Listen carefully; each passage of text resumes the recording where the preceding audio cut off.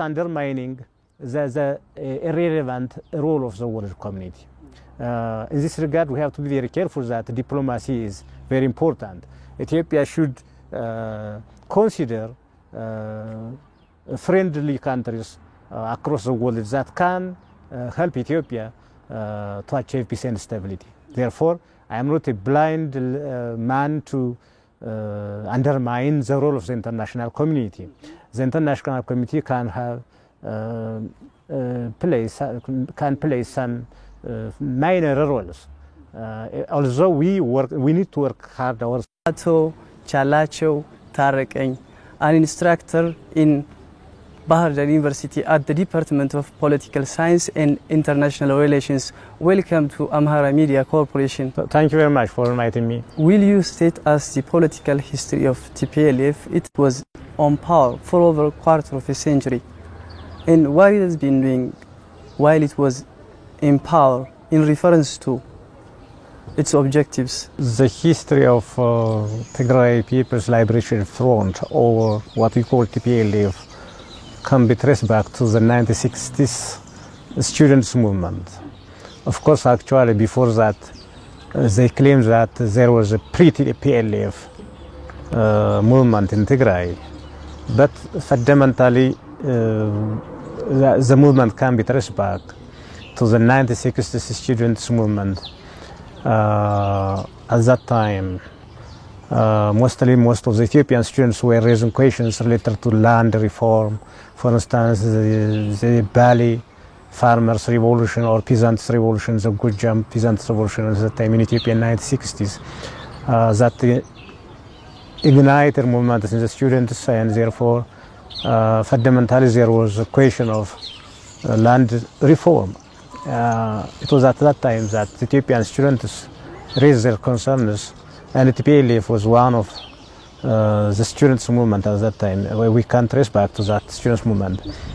And next to the other questions, what was its objective? I think you stated like that.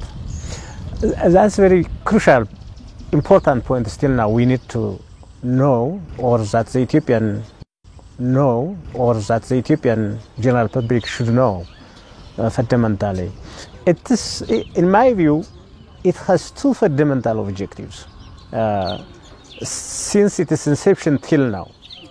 Number one objective was fundamentally to establish the Greater Republic of Tigray by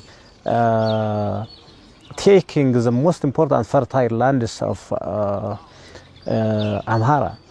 That was number one objective. Second objective was to disintegrate or fragment Ethiopia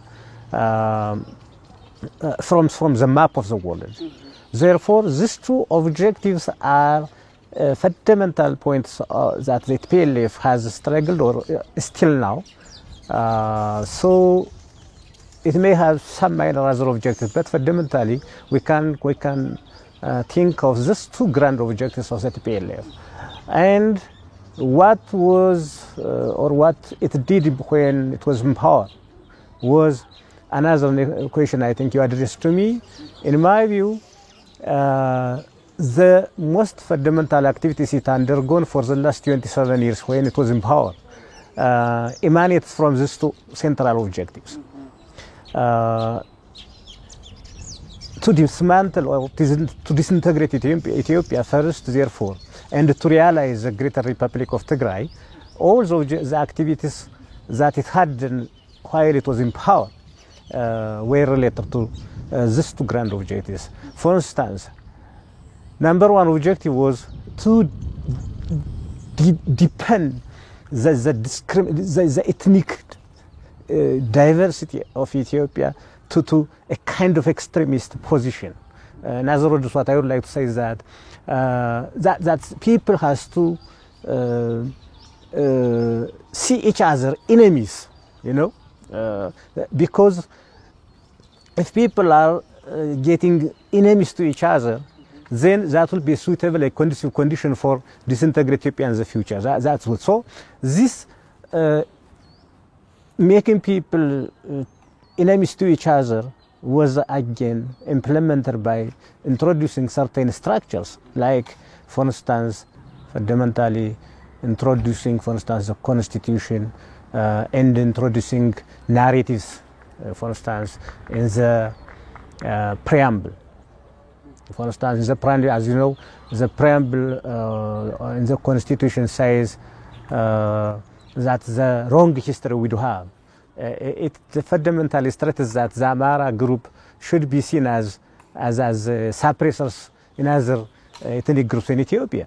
So this kind of introducing hatred, discrimination, keeping people enemy to each other was introduced for the last 27 years, so that in the future the disintegration of Ethiopia is realized. So one of the fundamental activities that was done for the last 27 years was to realize these two objectives fundamentally.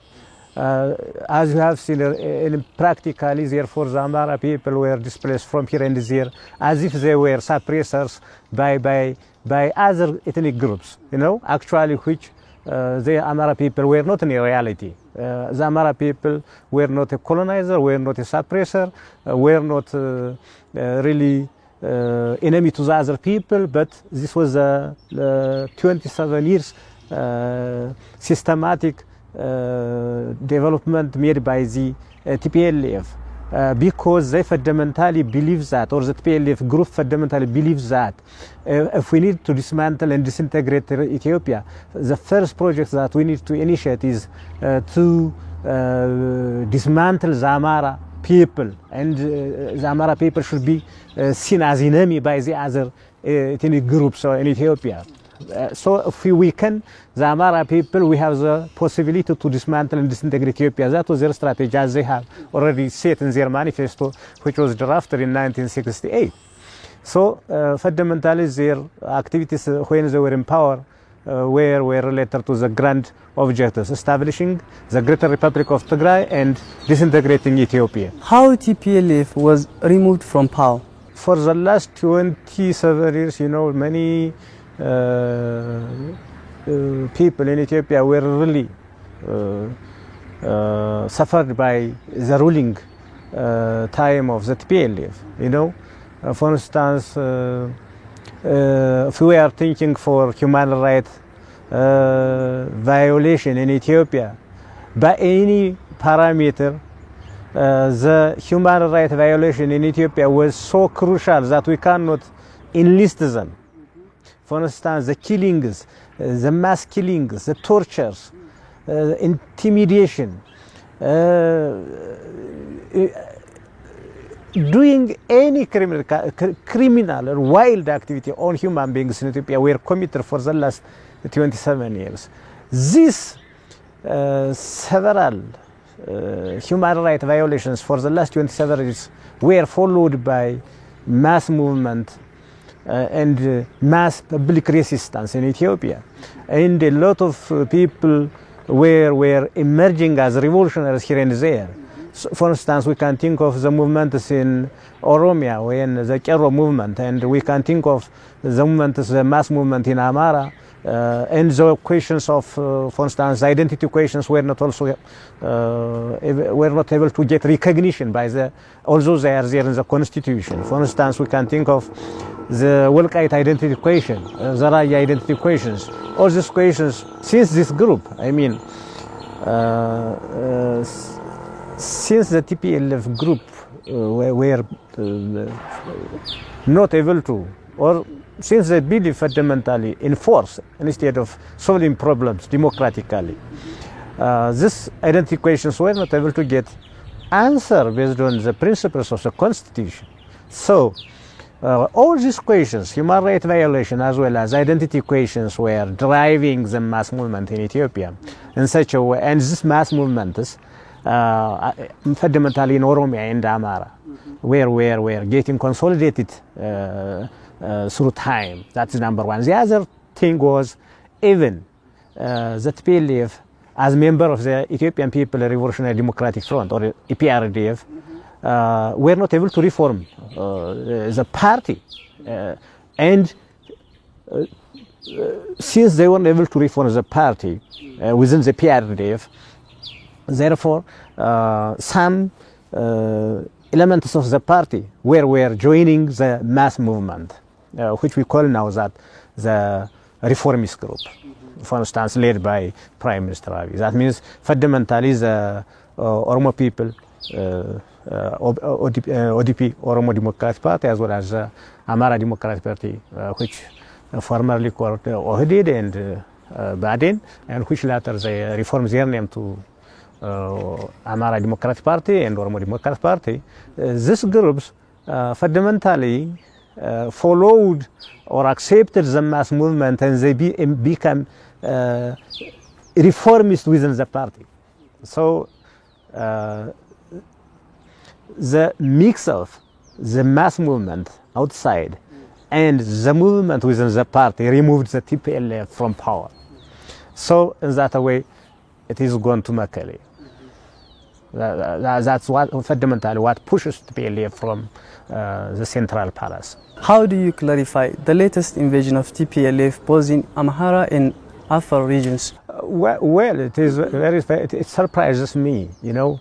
By the way, the kind of war that TPLF is waging now is the most oldest style of war in the history of mankind.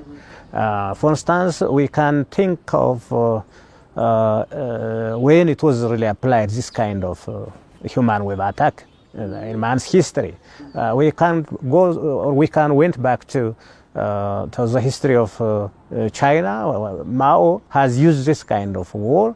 In Vietnam, it was experienced by in Vietnam also. Also, it was applied in the Japanese-Russia war. This kind of war. But at that time,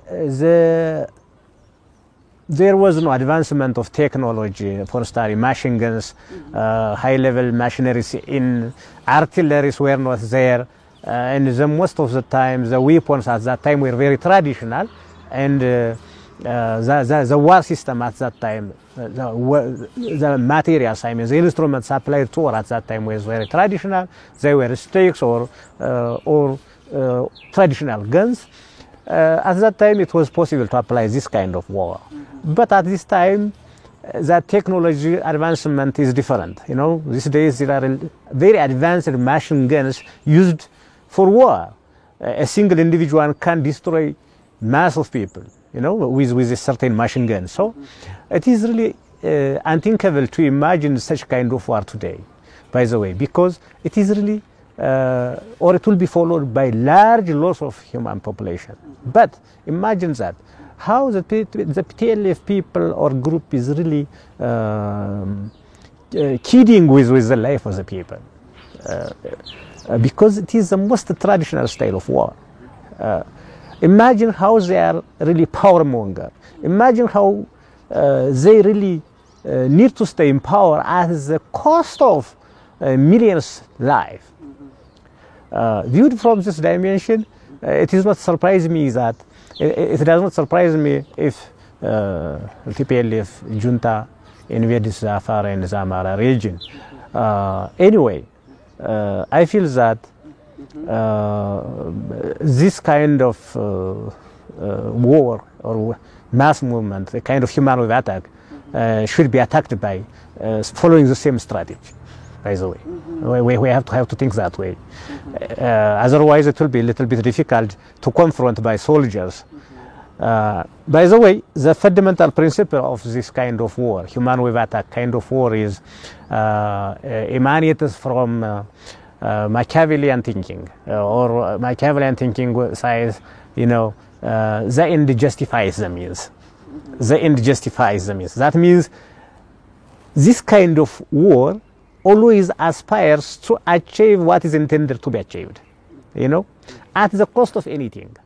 Even if you are going to lose million people, what is very important is what you are going to achieve at the end, you know. So this is what called the end justifies the means. Whatever the means is, what is very important is the end. This is the principle of this junta, you know. So even if they know that they are going to lose millions of people, that means what is very important for them is to achieve the end. For instance, the end may be going to Arat Kilo and controlling the federal government again. Actually, I feel that hereafter, even if they are going to get the possibility to control the federal government, I am sure that they will not. If they are going to get, let me rephrase this saying, if they are going to get, for instance, the chance to control the federal government, I feel that after this time they will not remain controlling the central government. What they intend to do is that once they control the central government, they need to apply Article 39 of the Constitution. That's what they need. If they are going to control the central government, hereafter they will not remain in power, because the people of Ethiopia will not accept them. Therefore, what they want to do is that once they control the federal government, they want to apply Article 39. That means secession principle.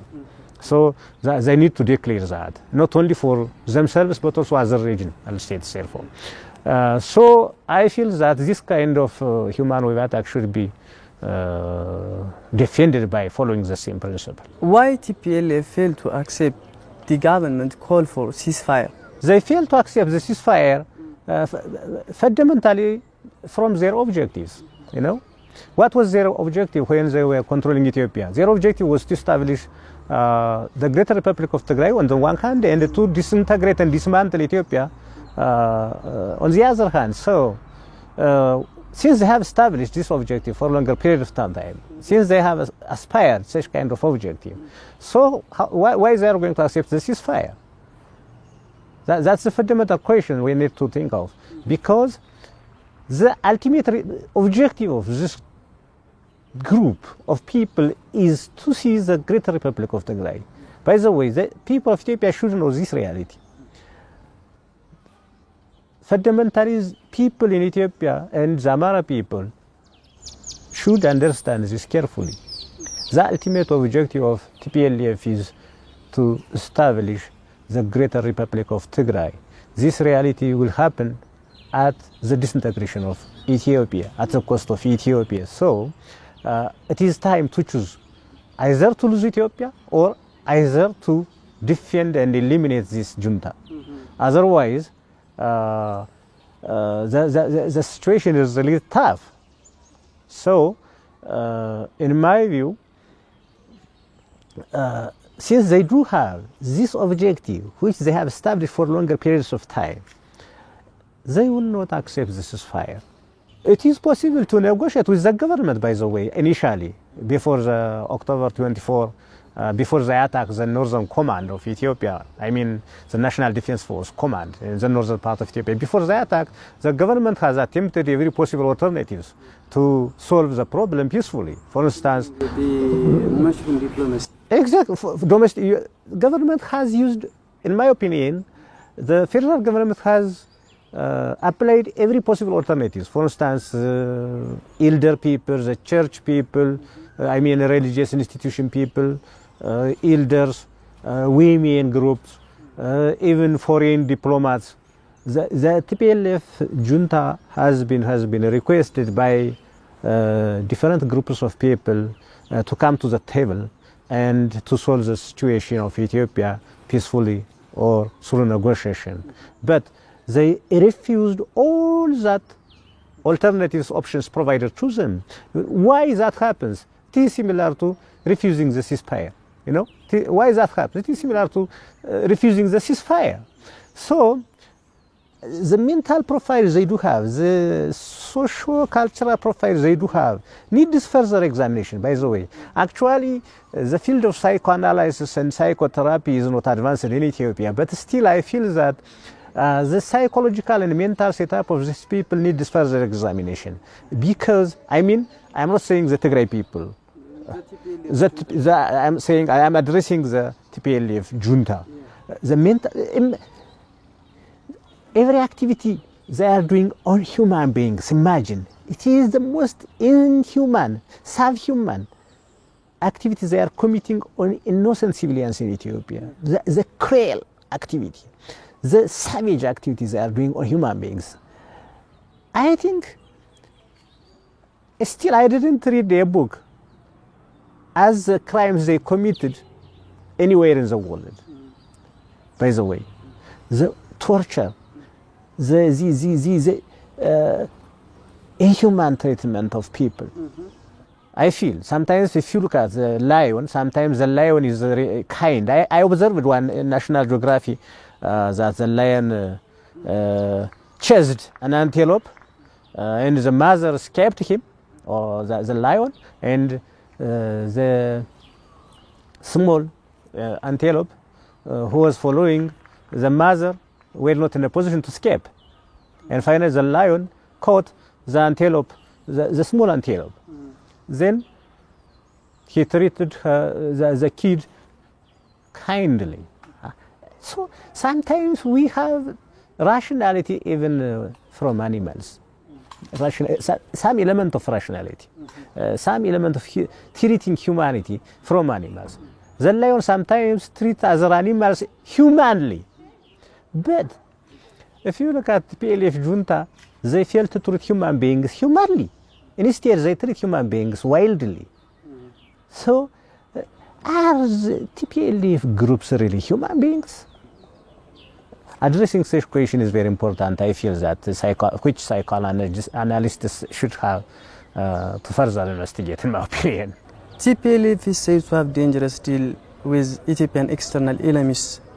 What can we say about such allegation related with its past history in 1970s and 1980s? We have to think of two things again. Number one is, they have external dealings with the foreigners. Number one. Secondly, they do have a project to establish their own country, that is the Great Republic of Tigray. Since their inception in 1980s, 70s, the ultimate objective was, when they were fighting with the Derg regime or the military junta at that time, their objective was to establish a Great Republic of Tigray. And at that time they were dealing with the Sudanese people, the Egyptian, and also the American government at that time also. They received aid, particularly military aid from the United States government through the Sudan government. Not only that, but also the Egyptians are enemies, potential enemies. Not only potential enemies actually, but longer time enemies of Ethiopia because of the River Nile. So they use enemies to weaken Ethiopia. One of the strategies the Egyptians and the Sudan people used to follow is just to introduce an internal agent for them. And the internal agent that can act as a national guard for their national interest is the TPLF. Assuming this has also its own history, as you know, or as you might have know, or as you might know, the Egyptians and the Sudanese people were in several years waging in war with Ethiopia. Unfortunately, however, all those wars with Ethiopia were followed by victory of Ethiopia. They know that lesson as an experience and as an important knowledge for themselves, and then after successive defeats they received or entertained from Ethiopian side, they design another strategy again, repeatedly. And that strategy was to introduce an internal agent in Ethiopia that can weaken Ethiopia by if necessary, by declaring a separate state within Ethiopia itself, which can stand in line with their interests. And that separate state, which they assume is the Great Republic of Tigray again. And this agenda was also introduced by the TPLF group by themselves, and then the Egyptians and the Sudanese people helped with the aim of this purpose. In the 90s and 70s, this project was still announced by TPLF group now and then. So this external atrocity is not only limited in African side, but also the external atrocity was also supported by the Europeans and the Americans. Not actually all Europeans, but some European countries as well as the American government. They have their own purposes actually, but it will not be enough to enlist all those questions, all those issues. So it has atrocity for a longer period of time, and but briefly, the atrocity was led by the enemies of Ethiopia in Africa as well as some Western countries. And the TPLF is an internal agent to promote and strengthen that project. It is an internal agent, you know. So the people of Ethiopia should know that TPLF, by the way, is, I feel that TPLF is a domestic colonizer. And even we can think of that, by the way, all the actions done by TPLF is the act of a colonizer, by the way. Even if they are black, like you and me, even if we don't have the same colors, but all the activities they did so far is like a colonizer. In my view, it needs further study, but I feel that it is a kind of black apartheid, which exactly, it is a kind of black apartheid, which is never registered in the history of mankind still now, but which we can think of in the future to study further. But in my opinion, it is a kind of black apartheid. And the people of Ethiopia, all nations and nationalities in Ethiopia should recognize that TPLF needs to come to power again to strengthen its kind of black apartheid for the second time. And the Western, as well as some African countries, are still supporting it to strengthen these ideas. You know, imagine. As an Ethiopian, therefore, all Ethiopians should struggle hard to eliminate such enemy, by the way. Otherwise, its ultimate objective, as I told you, is to dismantle and disintegrate Ethiopia, to establish its own nation, country, as well as to keep Ethiopians enemy to each other forever or sustainably. So the project I see is a kind of black apartheid, and I feel that it is an extension of neo-colonialism.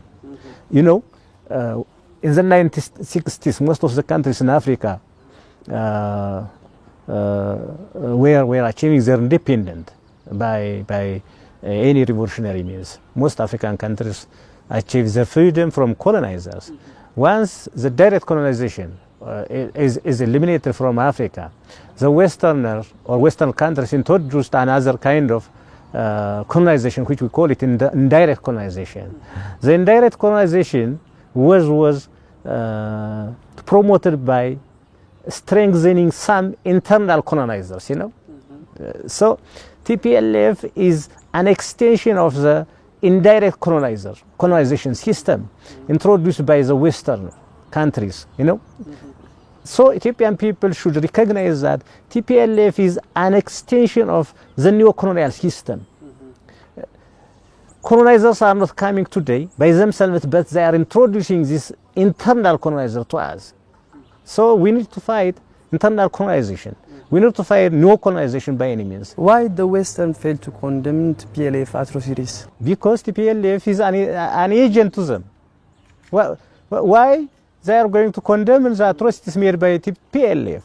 TPLF group is an agent to them. It is their national interests. Why you are going to condemn if that group is working hard to keep your interest? Therefore, the West, I feel that the West will not condemn TPLF forever. I feel they will never condemn TPLF. My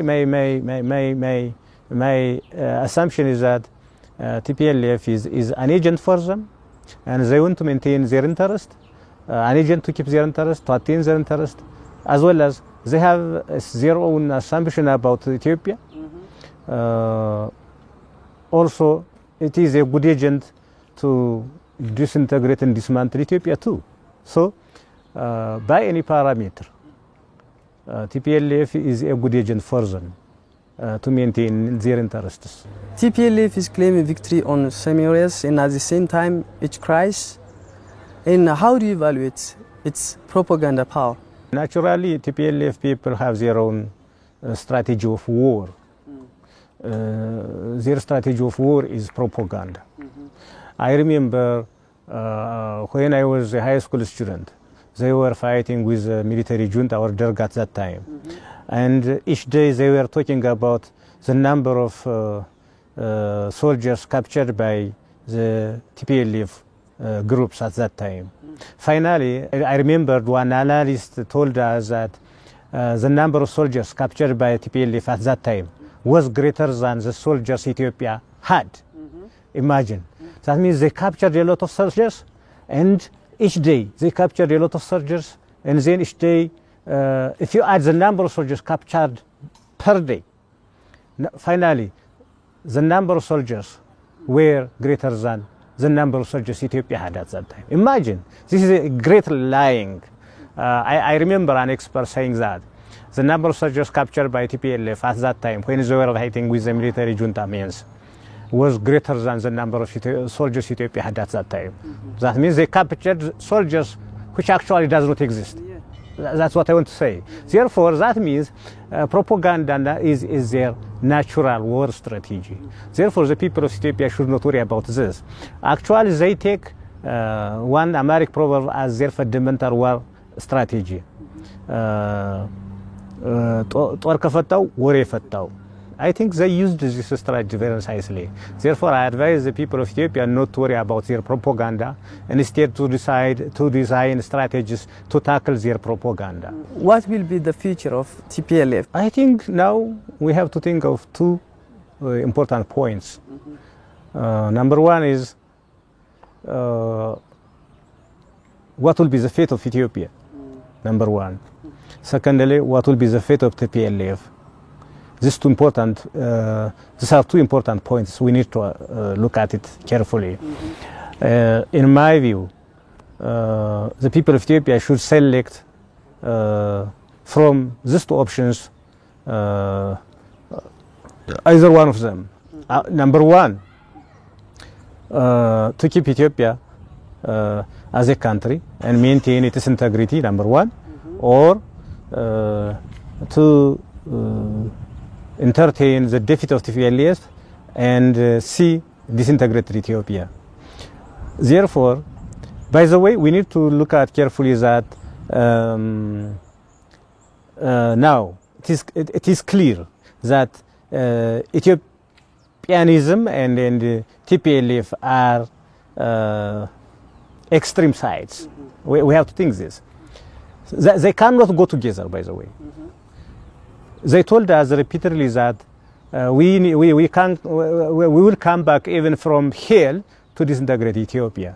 Getachew Reda repeatedly told us that if it is necessary, they will come back from hell even to disintegrate Ethiopia. That means Ethiopia as a country and TPLF are opposite sides, like north and south of a magnetic forces. So these two things cannot go together. As far as TPLF survives, Ethiopia cannot survive. If we need Ethiopia to survive, TPLF should be eliminated. And how to avoid it effectively? That's the most important point.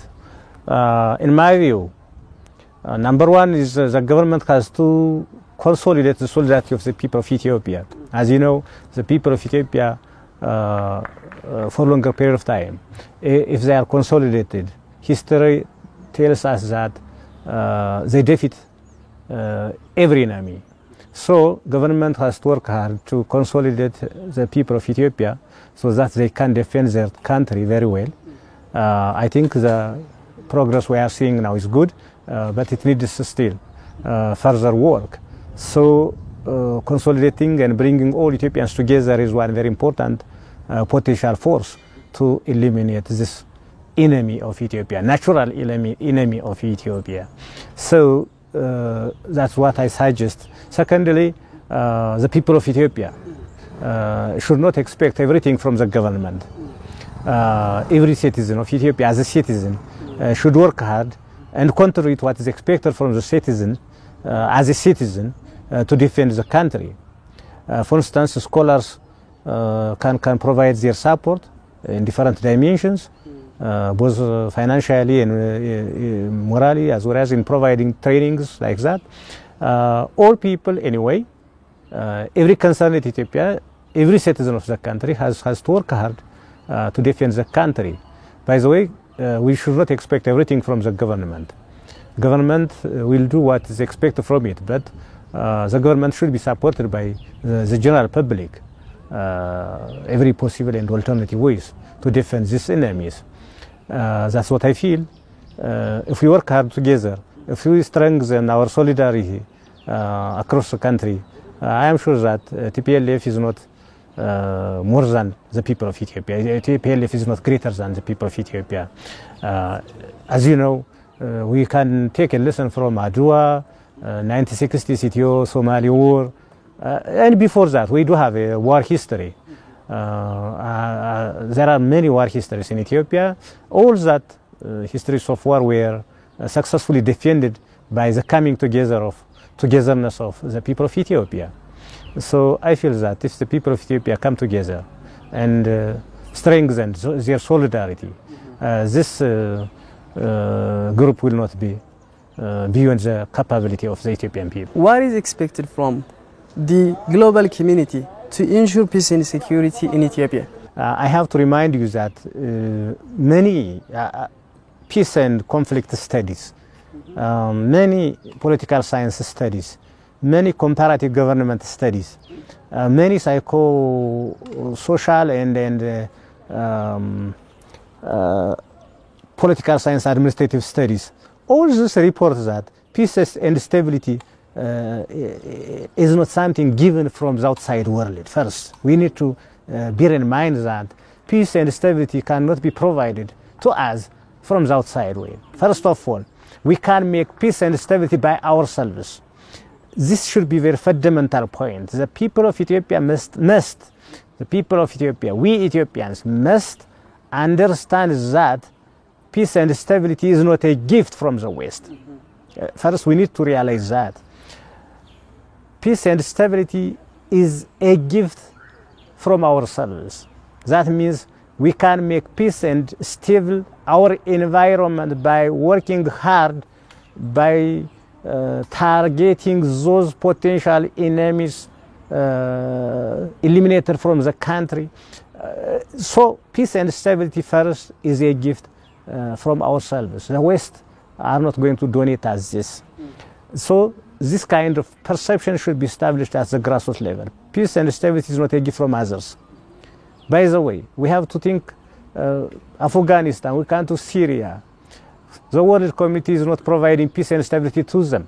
We can think of Iran and Libya.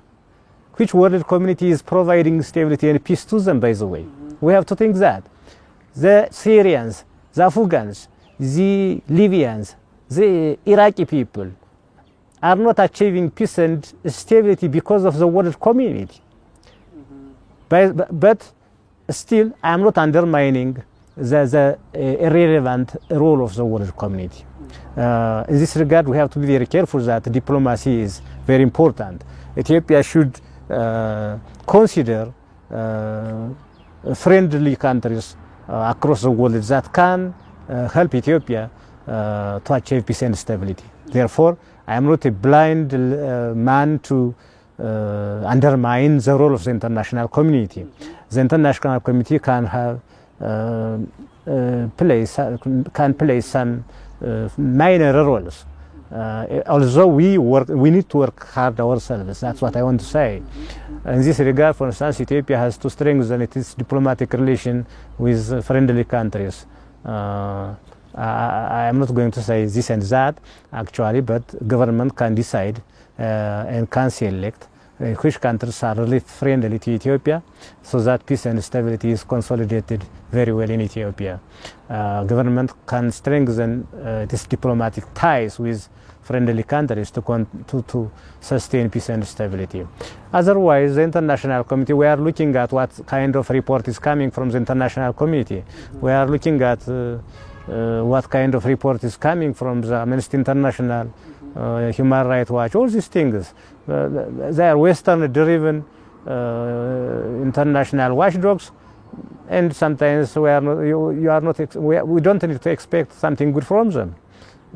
Anyway, we don't need to undermine totally the international community. Probably, potentially, the international community, particularly those friendly countries, can contribute to Ethiopia's peace and stability. Ato Chalacho Tarreking, lecturer of political science and international relations in Bahada University. Thanks for the clarification you gave me regarding the points of discussion we raised so far. Okay. And dear viewers, here it brings us to the end of our today's ATV special program. Do enjoy the rest of our programs from Amhara Media Corporation. See you.